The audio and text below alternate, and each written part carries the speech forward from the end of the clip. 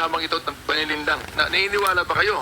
Ano ba kayo na hindi ito malinformation where he used that to inflict harm on a person or inflict harm on a person's reputation or character? I don't think may intensyon si Attorney Ricky na sirain yung pagkatao directly nitong si Congressman Marcoleta. I don't think meron siyang personal na vendetta. Indirectly, meron siya. Opo, pero hindi, he was reacting doon sa specific moment na yun na sinasabi niya kanina. So, yun po yung, hindi ko po alam kasi siya po yung nasabi. Pero sa tingin ko po, wala naman siyang Sige, let me ask, you're raising your hand, go ahead. I'd also like to build po on what Ms. Ellen Tordesillas said earlier. Now, we fact-check statements of fact. No? So, if it is mentioned or if something is uttered as an opinion, I don't think the qualifications of the information disorder, the mis, dis, and mal, can be used to describe it. No? So, it must be a statement of fact for it to be fact-checked. No? And also, So what do you think of what attorney said on about Congressman Marcoleta? Do you think it's a malinformation? again, Mr. Chair, I think the qualifications of mal, dis, and misinformation cannot be used in opinion. Therefore, you would, as I understand now, that opinion, all right, and malinformation should be well defined, is it? Yes, Mr. Chair. Ms.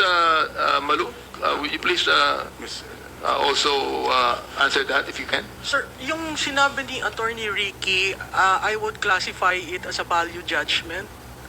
Pero mahirap value judgment. value. Value dahil sa kanya yun ang value set niya na nag-conclude siya na nanlilin lang. Pero uttered to a politician, nag-iiba yung kulay kasi pag sinabi mong ikaw ay nanlilin lang, it goes to trust. Kaya You were saying, Ms. Malu, that we should react, Mr. Chair, no? We should react whenever there is a fake news that is blatantly being spread for us, on us, okay? Now, is that not being onion skinned? no, sir. Kasi you just want to establish the facts. There are several tools where you can check whether there is an organic push or a push against you. There are several listening tools. I don't know if the good undersecretary. There are several listening tools. One of which is Meltwater, Ubermetrics, Brand 25, keywords. The system will monitor, and if it is an authentic one, you will not see all dark ones. You will see several notes going to several outlets. But if it is being pushed, there will be several dark notes and everything is going back and forth. That is an operation online. And there are existing applications that any legislator can use just to see whether it is organic and whether it is authentic. Attorney Ricky, would you want to react on that, Mr. Chair? Yes, Mr. Chair, Honorable Congressman Abante. Ako po kasi, never po akong nagmumura, never po akong nambabastos. Nasa 9,000 blocks COVID use ko, wala po akong minura, wala po akong binastos. Kaya, pero po, nag-i-express talaga ako ng tingin ko sa mga nangyayari. Kaya nag-i-stand ako sa opinion ko. Actually, yun nga po, ako, honest opinion ko yun, nasa tingin ko, hindi totoo yung sinasabi ni Honorable Congressman Marcoleta na statesman siya sa pagpunta niya kay VP Leni. Yun, doon po ako nagre-react. Sabi ko, pakulo niya lang yun kasi eleksyon ito. Siyempre, lalapit siya sa lahat. So, wag po tayong maniwala kasi nagdidisib siya sa kanyang ginawa. Yun po yung complete na ano nung vlog ko na yun. Hindi ko po siya minura, hindi ko siya binastos. So, Mr. Chair, isang tanong ko ganito. Kayong dalawa, vlogger kayo, di ba? So, nabanggit mo kanina, Atty. Ricky, na yung bang, may mga bayaran na vlogger. Naniniwala ba kayo ron? Merong mga vlogger na bayaran. Na Mayroon talagang po. intention nila na sila ay magkalat ng fake news. Sapagat binayaran sila. Mr. Chair, Honorable Congressman Benny Abante, sabi ko po kanina, yung mga vloggers na maraming views, maraming engagements, malaki na po ang monetization niyan sa social media. Hindi po sila naghihintay na ng bayad. Ang isa pa nga po pala to sa gusto kong i-share sa honorable members ng committee nito, ang kailangan parusahan yung nag-coordinate ng mga yan. Kasi mayroong mga taong nasa likod niyan. Hindi Pero, yan ang- hindi yan- Attorney Ricky, hindi natin nakikita yung, hindi natin alam o nakikita yung nasa likod yan eh. yun na nga din Oo, po. yun ang mahirap doon. Ang binabagit mo sa amin, Mr. Chair, yung imposibleng mangyari. Sapagkat hindi namin nakikita yung nasa likod niyan eh. Okay? So, Yes. ibig sabihin, yung nakikita namin, bibigyan namin ng ano yan. Sabi ni Miss Malu, na dapat dapat kami mag-react dyan. Anong reaction ang dapat gawin? Dapat ba namin i-complain yan sa CICC o magdemanda kami diretso para malaman nila ang ginagawa nila ay masama?